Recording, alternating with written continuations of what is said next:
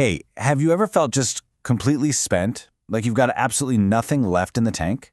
Well, we're about to dive into this incredible message of encouragement, one that really speaks right to that feeling. Seriously, just pause for a second. This isn't just a quote. This is speaking directly to you, wherever you are right now. If any of those words hit home, tired, hurting, forgotten, then you need to hear this. This is for you. All right, so let's get into it. First up, a message for you. And we're going to start by just acknowledging the struggle. Because, before we can even talk about hope, we've got to get real about where we are. And it often starts with this feeling, right? Just stuck. You know what I mean? That sense that you just can't move forward. Like your feet are in concrete. You're looking at everything in front of you and thinking, am I ever going to get going again? And then there's this, feeling broken. Life can really do a number on us, can't it? It's that feeling that something deep inside you is just fractured. And you're looking at the pieces, wondering how on earth you're supposed to put them back together. And man, this one might be the toughest of all. Feeling forgotten, just invisible. Like you're going through all this and nobody even sees it. But here's the thing. It's from this exact place, this low point, that the most powerful message starts to emerge. So that brings us to our next section, the invitation and how to find your strength. Because after looking at the struggle, we get this incredible call to action. It's for anyone who's ever felt completely crushed by life. And here it is, just 2 words, rise and walk. It's so simple, so direct, and so powerful. And the key thing to get here is that this isn't some old, dusty phrase. This invitation was spoken to people who thought they'd never stand again, and it is absolutely meant for you, right now, today. Okay, so what does that even mean for you?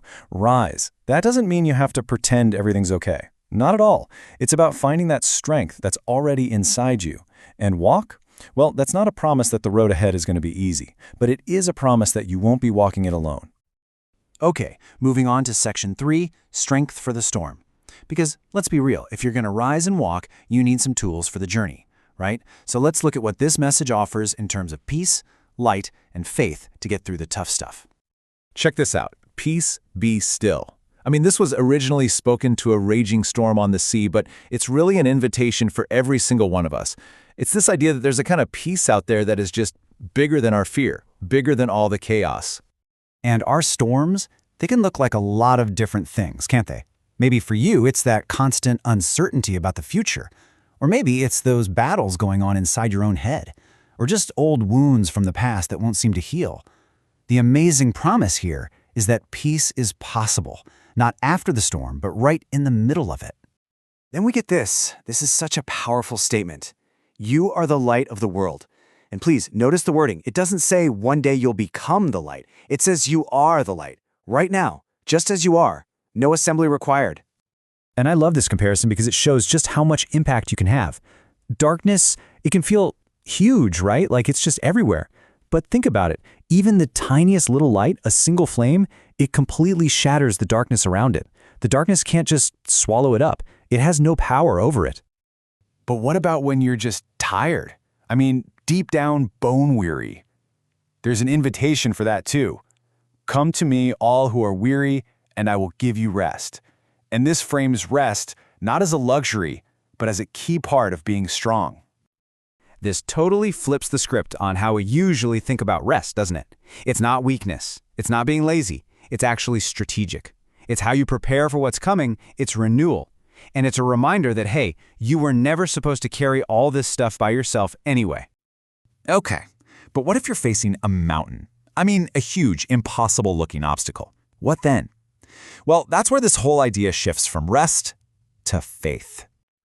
I think a lot of us believe that to move a mountain, you need a mountain of faith, right? Makes sense. But that's not what we're told here.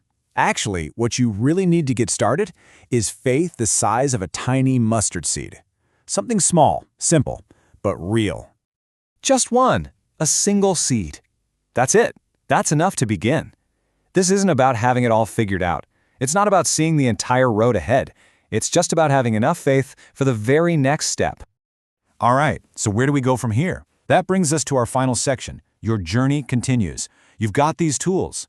Peace, light, rest, a little seed of faith. Now let's talk about the path forward.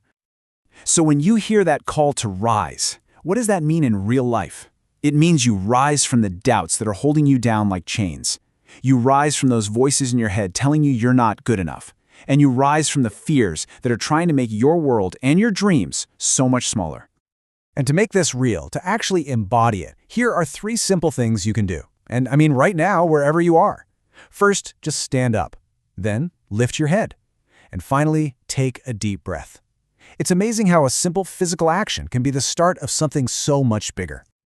And that brings us right back to where we started, that central theme: rise and walk. This is it. This is the call to action. It's the final reminder that it doesn't matter where you've been, your journey is not over, and it is filled with so much promise. So if there's one thing to take away from all this, it's this. Your past does not get the final say. Your story is still being written. You get to help write the next chapter. So, what's it going to be? What's that very first step you're going to take as you rise and walk into whatever comes next?